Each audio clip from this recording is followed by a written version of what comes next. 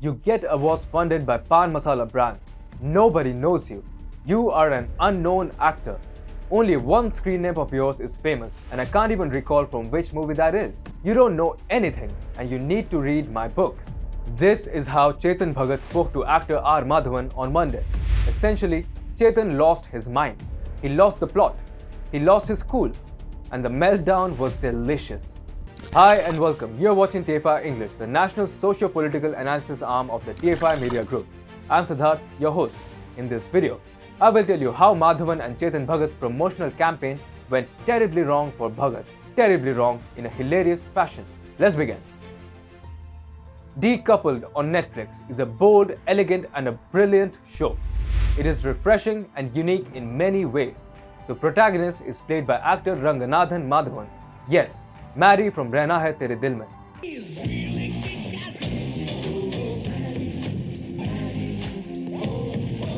Over the years, R. Madhavan has stood out as an actor, whether it be him being a proud and devout Hindu or him not associating with trashy films.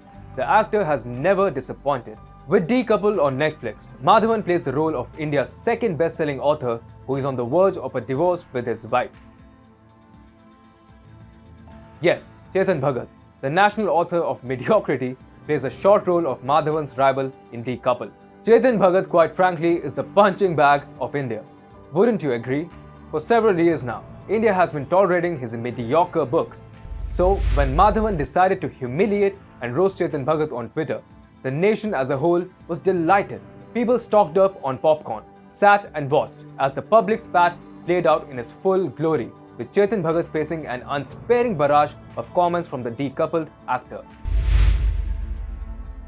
On Monday, author Chetan Bhagat and actor Ranganathan Madhavan held back no words. Of course, Mary was much more elegant throughout the exchange and did not really get personal with Bhagat.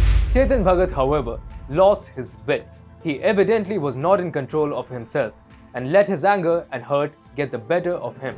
Any insecure person, when attacked with weapons he's most scared of, would do the same. And nothing frightens Chetan Bhagat than a public discussion of his books and style of writing. It all started when Chetan Bhagat posted an innocent and childish tweet on Twitter in which he quoted a question by Netflix India which asked whether books were better or films based on them. Bhagat quoted this tweet and said, "My books and the movies based on them." In came Madhavan with a simple reply in which he said, "Hey Chetan, my bias is that movies are better than books." To this tweet by Madhavan, Chetan Bhagat replied by saying, "Have you ever heard anyone ever say the movie is better than the book?" What happened next really broke the internet. It also broke Chetan Bhagat's arrogance while exposing him for the salty person he was and is. R. Madhavan quoted this tweet by Chetan Bhagat and said, "Yes, 3 idiots." Interestingly, while Chetan Bhagat desisted from using emojis, Madhavan was rather flamboyant about their usage. He really enjoyed roasting Chetan Bhagat, and it showed. For Chetan Bhagat, things got bad here on. He lost his balance and went on a spree of personal attacks against Madhavan.